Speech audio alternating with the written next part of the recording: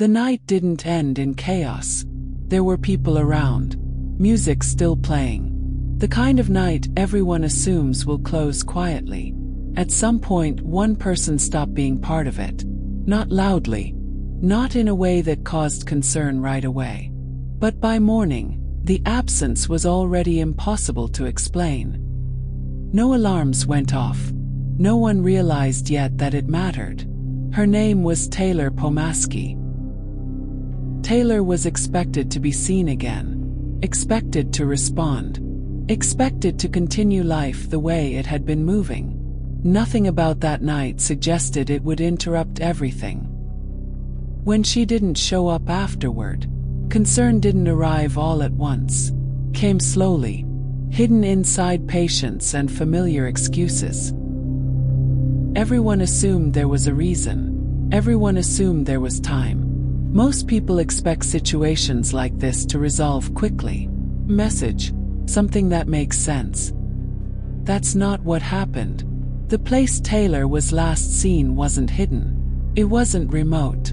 It was a space people trusted. Because it felt familiar. Hours passed. Then another day. And with every delay, the story people told themselves became harder to defend. The people closest to Taylor were already part of the picture. Close enough to explain the night. Close enough to shape the first assumptions. At this point, most people expect clarity. A simple explanation. What came instead was uncertainty. Investigators would focus on a setting designed for gathering, not permanence. A place meant to feel private. Even when it isn't. Timing mattered here. What people remembered mattered. And what was missing would matter just as much as what was known. To understand what happened to Taylor Pomaski, you have to look closely at the night everyone assumed would end normally, and the silence that followed it. Taylor was 29 years old. She was energetic, outspoken, and deeply expressive in the way people often are when they live fully in the present. Friends described her as warm and intense, someone who felt things strongly and loved loudly. She had a sharp sense of humor, a strong personality, and a desire to be seen and understood. Taylor was not invisible. She was known. She was social. She was connected. That matters. Because when Taylor disappeared, it was immediately clear that something was wrong. In the months leading up to her disappearance, Taylor's life looked active from the outside. She shared a home in Spring, Texas, with her boyfriend, Kevin Ware Jr., a former NFL player. They lived together. They socialized together. Their relationship was public and visible to friends and acquaintances. There was no indication that Taylor was planning to leave her life behind. She had personal belongings at the home. She maintained contact with people close to her. She made plans. Nothing suggested a voluntary disappearance. On April 24, 2021, a party took place at the residence Taylor shared with Ware. Multiple people attended. Music played. Alcohol was consumed. Conversations overlapped into the night. Parties like this were not unusual in their social circle. But what followed was, by the morning of April 25th, Taylor was gone. She did not answer messages. She did not check in with friends. She did not appear anywhere else. And the house where she had last been seen showed signs that something had been disrupted. At first, concern spread quietly. Friends asked if anyone had heard from her. Texts went unanswered. Calls went to voicemail. Taylor was not someone who disappeared without explanation, especially after a night surrounded by people. As hours turned into days, that concern hardened into fear. Law enforcement became involved, and the focus narrowed quickly. Taylor had last been seen at her own home. She lived there. She had not packed to leave. And she had been there with Kevin Ware Jr., the person closest to her. Investigators began documenting what remained inside the house. They did not find evidence of a planned departure. They found blood. That discovery shifted the investigation instantly. What had started as a missing person case was now something else entirely. And the question investigators faced was no longer where did Taylor go, but what happened to her in the place she was supposed to be safest. Taylor Pomaski did not live alone. She shared her home and her daily life with Kevin Ware Jr., her boyfriend at the time. The two were in a romantic relationship and had been living together in Spring, Texas. To friends and acquaintances, their relationship appeared intense, social, and at times volatile. It was visible, it was known, and it placed Ware in the closest possible proximity to Taylor in the hours before she vanished.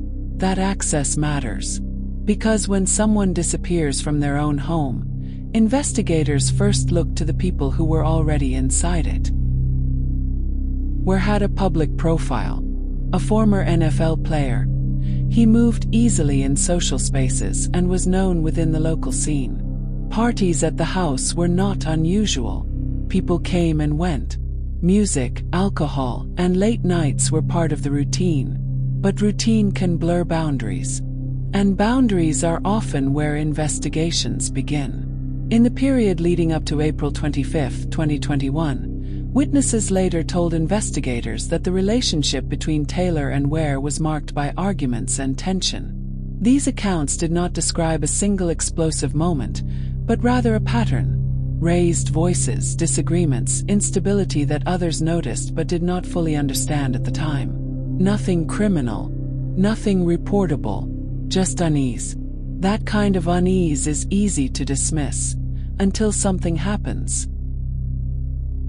On the night of the party, several people were present at the residence. Witness statements would later confirm that Taylor was seen there during the gathering. She interacted with guests. She did not appear to be planning to leave. She did not pack belongings or say goodbye. As the night went on, people began to leave.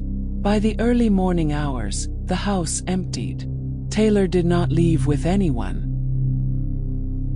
Investigators later focused closely on who remained after the party ended, and on who did not. In the days that followed Taylor's disappearance, Ware's behavior drew attention. According to court records and later testimony, investigators observed inconsistencies in his statements and movements.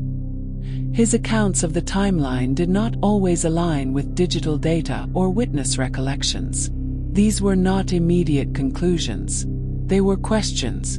Questions that grew louder as Taylor remained missing. The relationship itself became part of the investigation, not as a motive assumed, but as context examined. Ware had access to the home. He was present during the party. He was the last known person to be with Taylor. Those facts alone did not establish guilt, but they narrowed the field. As investigators continued gathering statements, a picture emerged of a relationship that others described as unstable behind closed doors. Friends would later say they had concerns. Some recalled arguments. Others remembered moments that felt uncomfortable in hindsight. At the time, none of it seemed urgent. Afterward, it could not be ignored. Taylor Pomaski had disappeared from her own home, and the person closest to her was now central to the story. The investigation was moving closer to the place it did not want to look, but had no choice but to. By the morning of April 26, 2021, Taylor Pomaski was gone. There were no signs of a planned departure. No packed bags. No messages explaining where she'd gone or why. Her phone activity stopped. Her social media went silent. For someone known to be active, expressive, and connected, the absence was immediate and alarming. When family and friends realized they could not reach her, concern turned into urgency, and urgency turned into an investigation. Law enforcement began by reconstructing the final known timeline. Taylor was last confirmed alive during the party at the Spring, Texas residence on April 25, 2021. Multiple witnesses placed her there. No one reported seeing her leave. No one recalled her arranging a ride or making plans to go elsewhere. That narrowed the window. Whatever happened next likely happened inside the home, or immediately after. Investigators returned to the residence. At first glance, nothing appeared obviously disturbed. No forced entry. No visible signs of a struggle in shared areas. But crime scenes do not always announce themselves. Sometimes they are cleaned, sometimes they are erased. As the investigation deepened, forensic testing inside the house became critical. According to court filings, blood evidence was discovered inside the residence. The amount and placement were inconsistent with an accident. Investigators also documented signs that parts of the home had been recently cleaned, thoroughly, deliberately, and selectively. Cleaning itself is not a crime, but cleaning after a disappearance raises questions. Digital evidence began to fill in gaps that words could not. Cell phone records showed that Taylor's phone stopped communicating after the night of the party. There were no outgoing calls, no location pings indicating travel, no evidence she left voluntarily. At the same time, digital data from Kevin Ware Jr.'s phone showed activity that did not align with his statements. Movements, each one small on its own. Together, they formed a pattern investigators could not ignore. Witnesses from the party were interviewed again, this time with more precision. Investigators asked about arguments, about who was present late into the night, about what people heard, saw, or felt but did not initially report. Some details changed, others became clearer. A timeline emerged that placed Taylor inside the home after most guests had left, and placed Ware there as well. As weeks turned into months, one reality became unavoidable. Taylor Pomaski's body had not been recovered, but the absence of remains did not stop the case from moving forward. Because in modern investigations, evidence does not rely on a single discovery. It relies on accumulation. Prosecutors later stated they believed Taylor was killed inside the home. They based that conclusion on blood evidence, digital records, witness testimony, and behavior consistent with concealment and destruction of evidence. This was not speculation. It was a theory built piece by piece. Case shifted. No longer a missing person investigation. Now a homicide without a body. And those cases demand one thing above all else: proof that holds under scrutiny. By the time charges were prepared, investigators believed they had that proof, not from one moment, but from everything that remained when Taylor Pomaski did not. By the time prosecutors finally moved forward, the case against Kevin Ware Jr. no longer revolved around a single unanswered question. It no longer revolved around where Taylor Pomaski was. It revolved around what had already been uncovered, and what could no longer be explained away. For nearly 2 years after Taylor disappeared, the absence of her body shaped everything about the investigation, shaped public doubt, shaped media coverage, shaped the questions people asked. Where is she? What really happened that night? How can there be a murder case without remains? But investigators had learned something important as the months passed. Silence does not erase evidence, and absence does not mean uncertainty. Behind the scenes, law enforcement continued working methodically, returning again and again to the same narrow window of time. The night of April 25, 2021, and the early hours that followed. Party, the home, the aftermath. Every reconstruction began in the same place. Taylor Pomaski entered that residence alive. She did not leave it. By 2022, prosecutors believed they had crossed a threshold. The evidence, taken as a whole, no longer pointed toward a disappearance. It pointed toward a homicide, and a sustained effort to conceal it. That year, Kevin Ware Jr. was formally charged. The charges reflected what prosecutors said the evidence demonstrated: that Taylor was killed inside the Spring, Texas home, and that deliberate actions were taken afterward to prevent her death from being discovered. Still, there was no public recovery of remains, no final location, no singular moment of discovery. Instead, the case advanced through accumulation. Forensic detail here, a digital record there, a behavior that no longer made sense when placed next to the facts. Investigators focused heavily on blood evidence recovered inside the home, evidence they said was inconsistent with a minor injury or accidental event. They analyzed cleaning efforts that appeared focused and extensive, not routine. They examined the timing of phone activity, the movement of devices, and the abrupt end of Taylor's digital presence. They returned again and again to what didn't happen. No missing person search initiated by where. No credible explanation for Taylor's disappearance. No consistent account that matched the physical evidence. Prosecutors argued that grief does not look like erasure. As the case approached trial, the prosecution's theory remained steady. Taylor Pomaski did not disappear on her own. She was not alive after that night. And what followed, the silence, the cleaning, the inconsistencies, were not confusion. They were concealment. The defense, in turn, challenged the foundation of the case. They emphasized the absence of a body. They questioned whether forensic conclusions could stand alone. They argued that intent could not be definitively proven. But the structure of the case held. Because modern investigations no longer rely on a single piece of proof. They rely on patterns. Patterns of behavior. Patterns of movement. Patterns of decision-making under pressure. And those patterns, prosecutors said, all pointed in the same direction. In 2023, before a jury ever heard the evidence, Kevin Ware Jr. entered a guilty plea. He pleaded guilty to murder. He pleaded guilty to tampering with evidence. The plea ended the trial, but it did not end the weight of the case. Ware was sentenced to 30 years in prison, a sentence that reflected the severity of the crime and the reality that Taylor Pomaski's body was never recovered. For Taylor's family, the plea brought accountability, but it did not bring closure.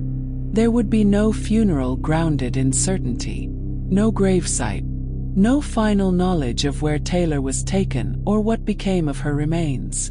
Only the confirmation that she was gone, and that the justice system recognized her death as a crime. Cases like Taylor Pomaski's occupy a difficult and uncomfortable space. They challenge the idea that justice requires physical remains. They test the limits of proof in a world where technology records what people forget. No eyewitness to the act itself. No recovered body. But a trail that refused to disappear. Digital records. Forensic traces. Human behavior when the pressure rises. Taylor's case also forced broader conversations into the open. About domestic violence. About coercive control. About how instability can become normalized, until it turns fatal. Friends later reflected on how quickly everything changed. How a single night rewrote the future. How warning signs only became visible once it was too late. How silence replaced a voice that had once been present. Taylor Pomaski was 29 years old. She was complex. She was independent. She was imperfect and human. She deserved safety. She deserved time. And she deserved to be remembered for more than the way her life ended. Cases like this do not resolve neatly. They leave unanswered questions. They leave spaces where certainty should be. But they matter, because they show that even without a body, truth can still be pursued. And accountability can still be demanded.